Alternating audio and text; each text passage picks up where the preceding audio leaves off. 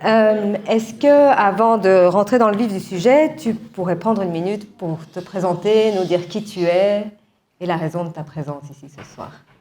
Alors, mon nom c'est Michel Fischler, je suis le fils de Bram Fischler qui est en bas sur la photo et qui a réussi à s'échapper d'Anvers vers Cuba. Et c'est cette histoire, donc c'est la façon qu'il s'est sauvé que je vais essayer de vous conter ce soir, de vous raconter avec tout ce qui s'est passé et ce qui s'est passé avec sa famille aussi.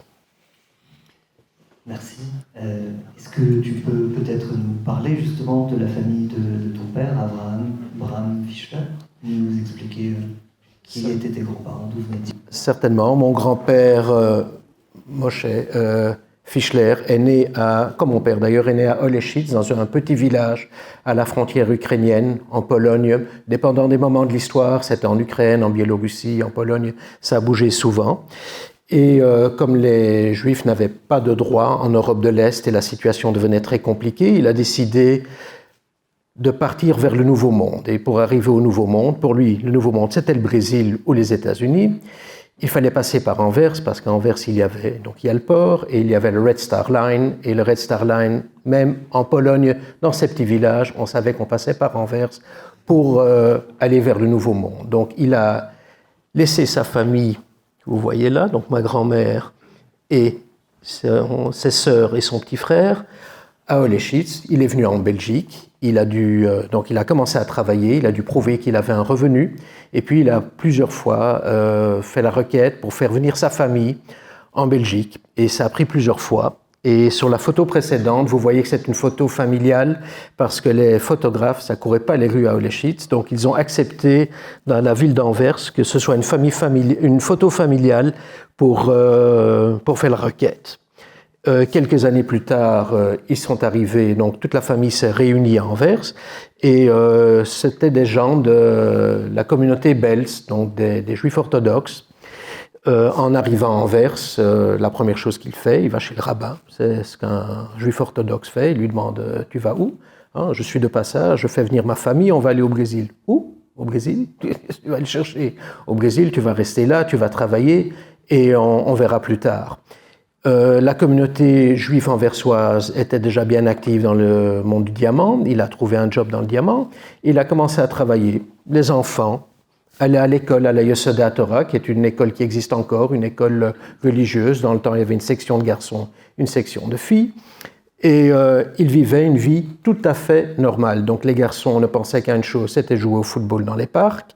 Ils avaient peu de temps parce que les heures d'école étaient beaucoup plus longues. Et en plus de ça, mon père étant le garçon le plus âgé, ma grand-mère avait absolument insisté qu'il aille à la yeshiva, donc après l'école, qu'il continue encore des heures supplémentaires pour étudier le Talmud. En plus de ça, ma grand-mère, qui était une femme cultivée, voulait apprendre le néerlandais aussi vite que possible, mais comme elle devait s'occuper des petits frères, c'est mon père qui devait aller à la bibliothèque et ça lui coûtait du temps pour aller jouer, qu'il ne pouvait pas aller jouer au foot. Et ça l'a marqué jusqu'à la fin de sa vie. Mais vous connaissez sûrement quelqu'un avec qui il a partagé les bancs d'école, parce qu'il était avec David Susskind, c'était la même classe. Il y avait une classe avec toutes sortes de gens, qui étaient toutes sortes de personnes que j'ai connues encore après la guerre, dont mon père m'a parlé. Et David Susskind faisait partie de la classe de mon père à la Yesoda Torah. La photo que vous voyez là, donc ce sont des garçons, tous plus ou moins orthodoxes, d'avant la guerre, qui jouaient au foot et ne pensaient qu'à une chose, c'était de jouer au foot. Et ils avaient très peu de temps libre, donc chaque moment était là. Moi, j'ai connu ces gens en tant qu'adulte, je suis né en 62, donc, mais je les ai connus comme adultes, des copains de mes parents. Il y a M. Wiederkehr, il y a M. Fink, il y a M. Blitz, il y a toutes sortes de personnes, 2 frères Wiederkehr d'ailleurs sur cette photo, et je les ai encore tous connus dans ma jeunesse. Et donc, petit à petit, les conditions de vie se dégradent et ton père décide de partir. Est-ce que tu peux nous expliquer dans quel contexte et quel a été son trajet ? La situation avant la guerre devient de plus en plus difficile. Les nouvelles parviennent d'Allemagne et d'autres pays que la situation est mauvaise et que ça risque de tourner mal. Mon père n'a qu'une idée, c'est de filer, donc de finir le voyage que son père avait débuté et d'aller au plus loin possible de l'Europe. La guerre éclate, mon père a 15 ans, il quitte. Je ne sais pas exactement s'il en avait discuté avec ses parents, oui ou non, mais il part. Donc, de l'argent, il n'en avait pas. Bon, il est parti sans argent, il avait une petite mallette. Ce qu'il y avait dedans, cette filine, son talit, des petites choses, il n'avait pas grand-chose. Et quelques rues plus loin d'où ils habitent, il rencontre sa sœur, la plus âgée. Ils parlaient tous néerlandais ensemble. Et ils parlaient donc néerlandais et yiddish. Ça, c'était les deux langues qu'on parlait à la maison. Et elle lui demande, mais Bram, où vas-tu? Il dit non, la guerre a éclaté, c'est pas bien, ça va. Moi, je vais quitter, je vais partir, je vais trouver un endroit où on pourra aller. Et les derniers mots qu'il a entendus de sa sœur, dit, fais pas de soucis, un gars comme toi, tu vas toujours te débrouiller. Et il y avait une ordonnance du gouvernement belge que les garçons de 15-16 ans qui n'étaient pas encore en âge d'aller à l'armée, qu'ils devaient aller vers la côte, donc vers Newport, vers La Panne, parce que pendant la Première Guerre mondiale, c'était une partie de la Belgique qui était restée libre. De cette façon, le gouvernement belge n'allait pas laisser la jeunesse qui pouvait être productive à l'envahisseur, et peut-être plus tard, ou bien les faire travailler dans les champs ou dans l'industrie, ou plus tard participer à l'effort de guerre. Quand mon père a passé donc, le tunnel, donc de l'autre côté de l'Escaut, et il a vu que tout le monde allait vers la côte, il a dit « Non, si tout le monde va vers la côte, moi, je vais vers le sud ». Et il est arrivé donc petit à petit dans le nord de la France et au fur et à mesure jusqu'aux Pyrénées. Il est arrivé dans les Pyrénées et il voulait passer, il avait encore un passeport polonais. Et les douaniers français ont tamponné son passeport avec réfugiés. Bon, avec ça, il ne pouvait pas faire grand-chose. Donc, il s'est baladé dans le sud de la France. Imaginez-vous Anvers d'avant-guerre. Il n'y avait pas d'eau courante dans les maisons, c'était une pompe, il n'y avait pas de chauffage central. Une orange, il la voyait quand on avait la grippe, où on était déjà très loin, donc on recevait un petit peu de vitamine C. Donc c'était pas vraiment, c'était pas l'Eldorado, quoi. Hein. Donc, il se retrouve dans le sud de la France, il voit les merveilles de la nature, il se balade, il arrive à Montpellier, et là il y a un camp de réfugiés qui est ouvert. Et il se présente, il dit bon, ok, réfugié, et c'était un camp ouvert, donc c'était pas un camp qui était gardé. Et chaque dimanche, il recevait quelques francs pour pouvoir survivre pendant la semaine, mais il leur avait demandé de rester dans le camp. Mon père n'était pas très fort pour obéir à ce genre de directives, et s'est baladé dans tout le sud de la France, et il a vu toutes sortes d'endroits qui lui ont fort plu, et à un certain moment, il n'avait plus de chaussures. Alors, il ne sait pas quoi faire, il n'a pas d'argent. Il y a un type qui lui dit « Tu vas au consulat polonais, puisque tu es polonais, tu vas leur demander des chaussures, et tu vas recevoir des chaussures. » Il y va, il fait la file, énormément de monde, on lui demande son âge. Comme il a 15 ans, il dit qu'il a 15 ans, il dit « Ah non, ça c'est parmi les enfants, c'est tout à fait ailleurs, et tes papiers ne sont pas valables, et tu n'auras pas de chaussures. » Et si ça, il ressort, il dit « Que faire, que faire ?» Et il se dit « Je retourne au même endroit, il y a tellement de monde, il est sous tant de pression. » Il ne va pas se souvenir de moi. Il arrive, il lui demande « Qu'est-ce que tu veux ?» Il dit « J'ai besoin des chaussures, tes papiers. » « J'ai pas mes papiers, j'ai perdu la fuite, on est parti de Belgique, et ceci et cela. » « J'ai pas le temps, on va te faire des papiers. » Date de naissance. Et c'est là que la date de naissance de mon père a changé. Il est devenu un peu plus âgé, donc il a pris 2 ans en quelques heures. Et là, il a reçu des chaussures, un bon pour aller chercher des chaussures, et un nouveau passeport, ce qui était très important. Le clerc du consulat polonais lui a dit « Oui, tout ça c'est bien, mais à tes 18 ans, tu dois rentrer dans l'armée polonaise. » Mon père se dit « Un jeune garçon juif orthodoxe dans l'armée polonaise, c'est pas une terrible idée. Je signe de toute façon, quand j'aurai 18 ans, j'en ai que 15, 3 ans, je serai beaucoup plus loin, donc on va s'arranger. » Et avec ce même papier, donc, il est retourné vers la frontière espagnole, donc dans les Pyrénées, et là il a entendu que sur les toits des trains, on pouvait passer jusqu'au Portugal. Que l'Espagne, qui était franquiste, donc fasciste, et qui avait eu beaucoup d'aide, ne voulait pas que les réfugiés restent en Espagne, mais qu'ils pouvaient passer et aller jusqu'au Portugal. Donc, il s'est mis sur les toits des trains et il a passé toute l'Espagne jusqu'il est arrivé à Lisbonne. Là, il est allé loger avec une famille anversoise, juive, Morgenstern, et c'est par là que nous avons une correspondance que mon père a eue avec sa famille qui était restée à Anvers Et ces cartes postales, donc, entre Lisbonne et Anvers, on en a une petite centaine, je pense, et c'est toute une correspondance qui décrit la vie donc, de ses frères, de ses sœurs, de ses parents à Anvers pendant le début de l'occupation, pendant que lui, il était à Lisbonne, vivant avec les Morgenstern et en vendant des journaux en rue pour survivre.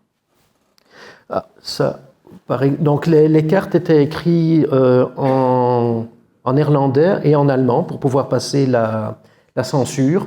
Nous avons trouvé aussi deux cartes une carte qui est écrite en français par son petit frère, qui est le seul qui est né à Anvers, où il disait qu'il avait appris quelques phrases en français et c'était calligraphé comme on apprenait à l'école.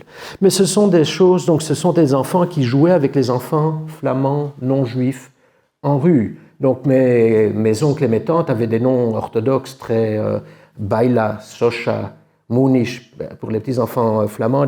Ce ne seront pas des noms, toi tu t'appelles Jos, toi tu t'appelles Lisa, et mon père appelait encore ses frères et ses sœurs avec les doubles noms.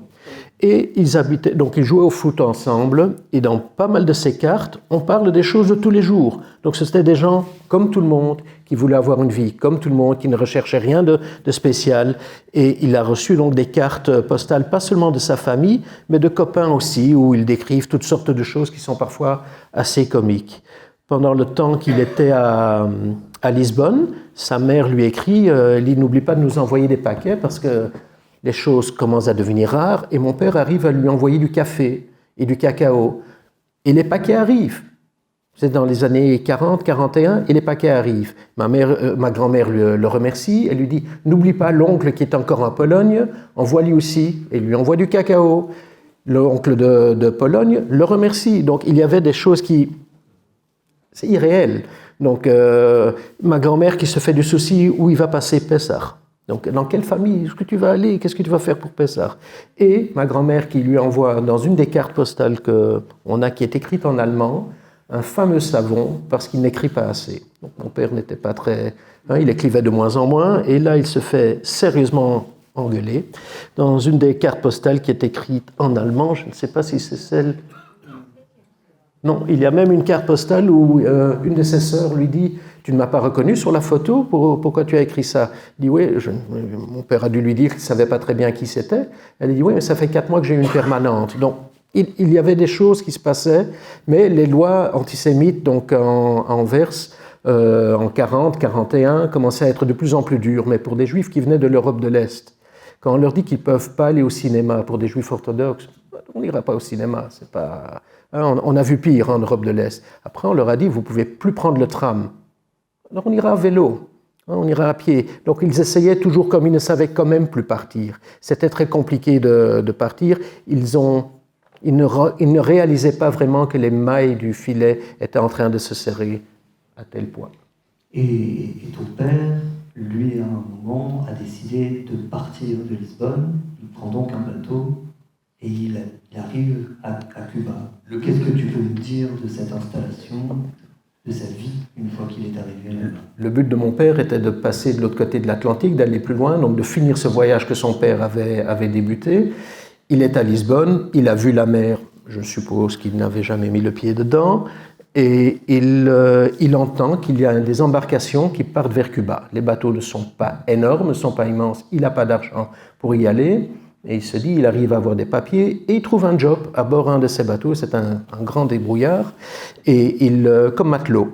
Et il monte sur cette embarcation. Ça leur prend, d'après ce qu'il m'avait raconté, pas mal de temps, 2 ou 3 mois, pour arriver jusqu'à Cuba. Il parlait alors couramment portugais. Et sur le bateau, il y a des réfugiés, des dames plus âgées, allemandes, qui s'organisent sur le bateau. Ils disent, nous allons dans un pays qui parle espagnol, on donne des cours d'espagnol, on va apprendre à parler, et pendant ces 3 mois, il apprend à parler l'espagnol. Il arrive à Cuba, dans le camp que Judith et Marion ont décrit, et il fallait montrer un petit peu d'argent, comme elles ont décrit, mais comme mon père n'avait pas d'argent, et il voyait que les Cubains ne renvoyaient pas de réfugiés, il ne se faisait pas trop de soucis, et puis il était plutôt bien traité. Il recevait du pain blanc, il n'avait jamais vu du pain blanc avant la guerre. Il y avait des bananes, c'est quoi? Des ananas, des papayes, des mangues. Bon, c'était pas la fête tous les jours, mais ce qu'il y avait, il recevait, et il était bien. Après un certain moment, les États-Unis interdisent à Cuba d'accepter encore des réfugiés et ils ferment le port. Et ils n'acceptent plus de réfugiés parce qu'ils ont peur qu'il y aura des espions à bord. Bon. Ils ferment le camp. Mon père était encore là. Qu'est-ce qu'on va faire de lui? Eh bien, c'est pas qu'ils ont fermé le camp et qu'ils l'ont laissé se débrouiller. Ils lui ont trouvé une chambre. Et comme cette dame raconte, il dit on m'a logé dans une maison close. Et il ne comprenait pas d'où cette dame le connaissait. On sifflait. On disait viens. Il dit où est-ce qu'elle me connaît? Il était tellement naïf, il ne savait pas. Comme c'est un garçon qui venait d'une maison orthodoxe, il a retrouvé facilement la communauté orthodoxe de Cuba, donc la communauté juive de Cuba, parce qu'une communauté juive s'organise très vite. On a besoin d'une école, on a besoin d'une synagogue, on a besoin de la shrita, donc des boucheries, et tout ce qui doit être cachère. Il arrive là-bas, on lui demande « tu habites où ?» Non, tu ne vas pas habiter là-bas. Et là, il y a de nouveau une coïncidence.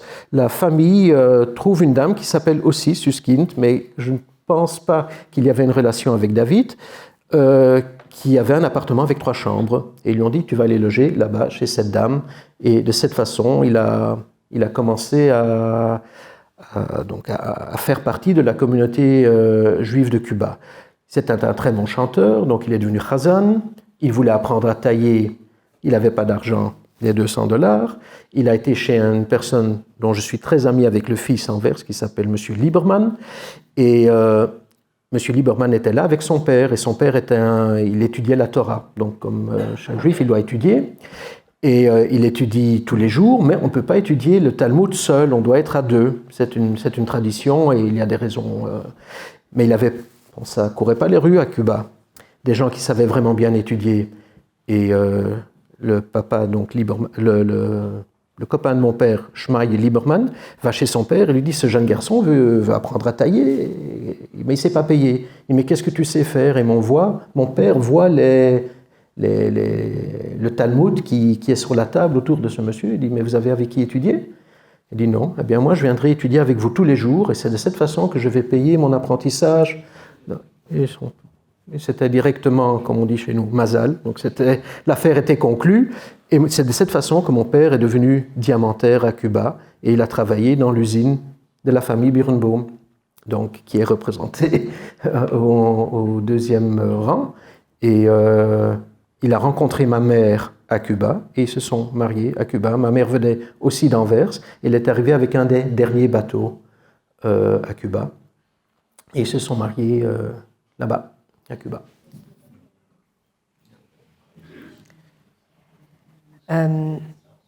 Donc finalement, ton père a réussi à reconstruire sa vie à Cuba, à construire une certaine vie à Cuba, et il a rencontré ta mère.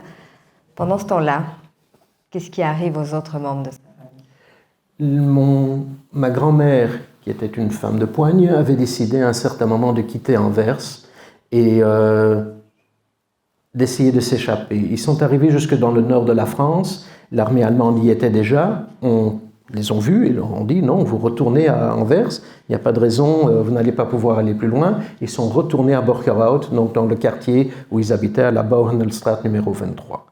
Ils arrivent là-bas, les lois antisémites deviennent de plus en plus rudes et de plus en plus compliquées, et pendant la nuit du 28 au 29 août 1942, pendant la 2e razzia, le pire se passe.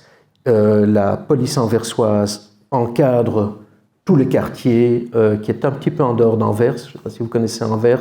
Donc c'est dans le temps, c'était un petit peu la campagne, mais aujourd'hui c'est quasiment le centre-ville. Et ils entourent toute cette partie de la ville. Au milieu de la nuit, les cris, les hurlements, on tape, vous prenez quelque chose, et on les emmène avec les enfants et avec les cris et les hurlements jusqu'à Dossin. À Dossin, ils arrivent le 29, donc le jour même, et le jour après, ils sont mis sur des trains pour Auschwitz. C'était encore un des rares trains qui n'étaient pas des cargos à bestiaux. Parce qu'au début, pour calmer la population, pour leur dire « mais non, c'est rien », pour bien emballer la population, ils l'avaient fait tout simplement dans des wagons de 3e classe. Je dis, vous voyez, tout se passe bien, ils vont aller travailler quelque part. Ils avaient déjà pris, dans les années 41, beaucoup de Juifs pour aller travailler dans le nord de la France, pour aller construire des casernes. Ils étaient très maltraités, mais pour garder la population calme, ils l'avaient fait encore comme ça. Ils sont arrivés le 1er ou le 2 septembre à Auschwitz, et le 8 septembre, il n'y avait plus personne de la famille qui a survécu. Nous avons seulement su cela beaucoup plus tard.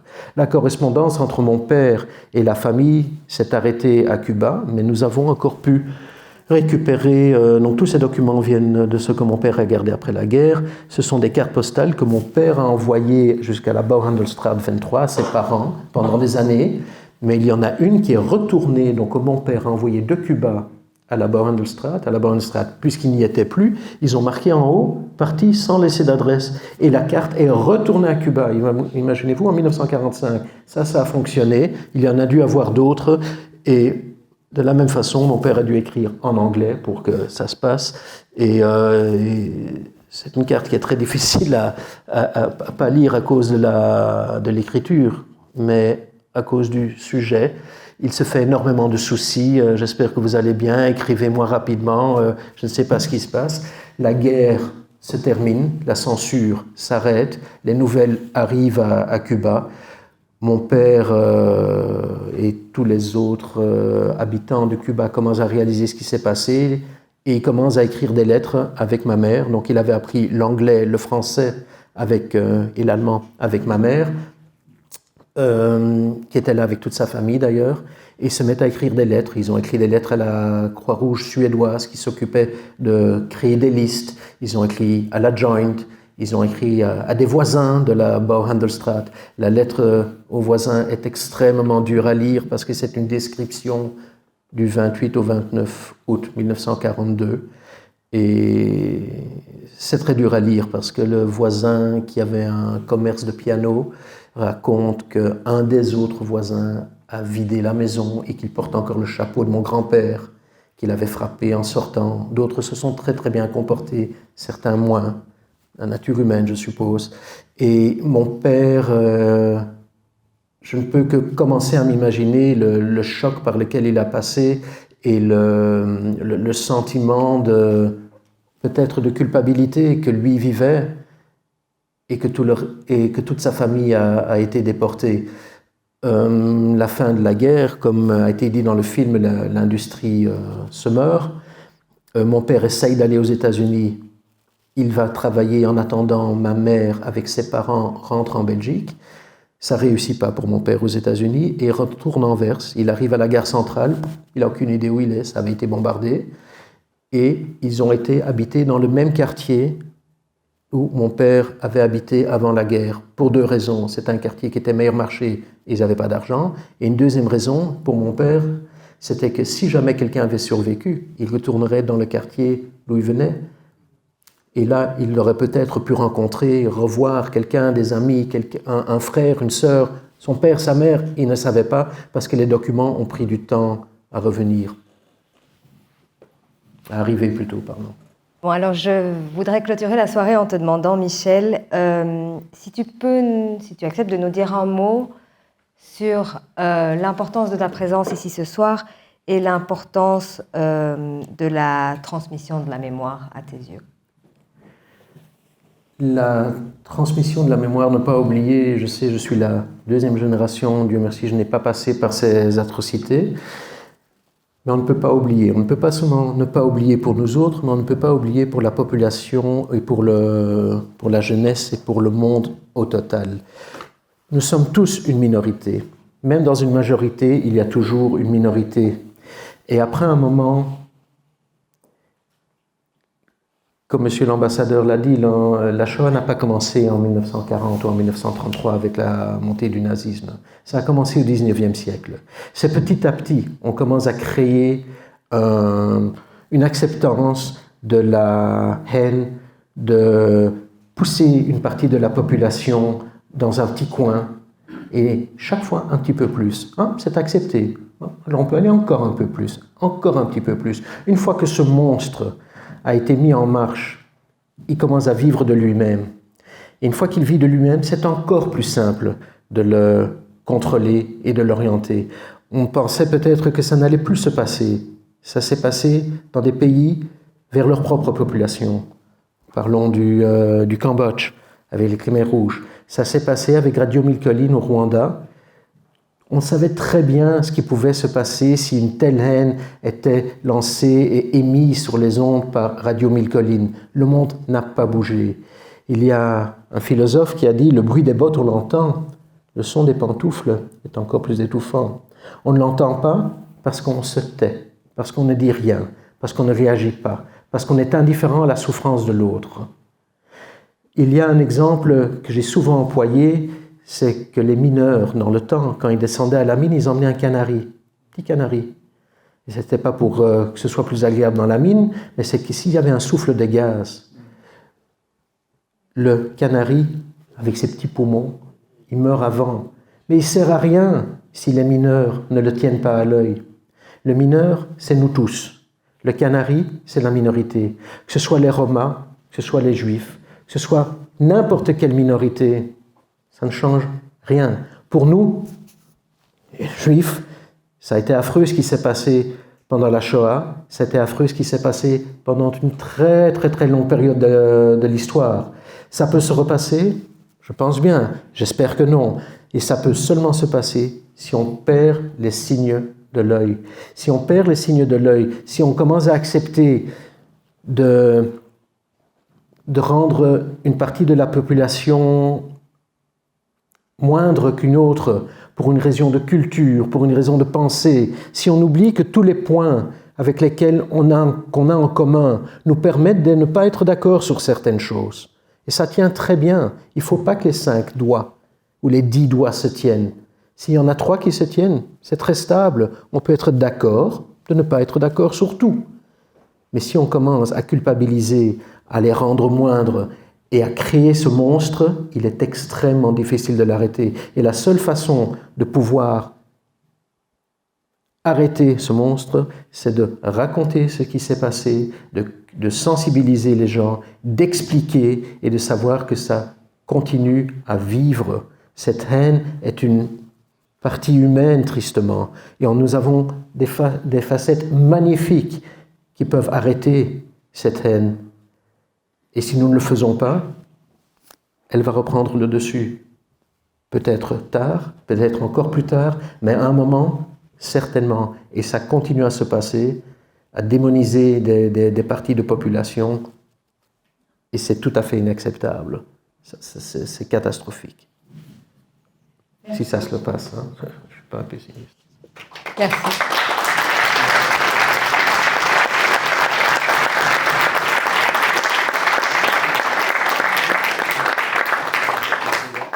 Merci à tous d'être venus partager cette soirée avec nous. On était très heureux de pouvoir être là ce soir en votre compagnie. Merci Michel d'avoir partagé ton histoire. Merci d'être venu jusqu'ici. Et puis un merci spécial aux jeunes là-bas dans le fond qui s'apprêtent à reprendre le flambeau de la mémoire. Passez une bonne soirée.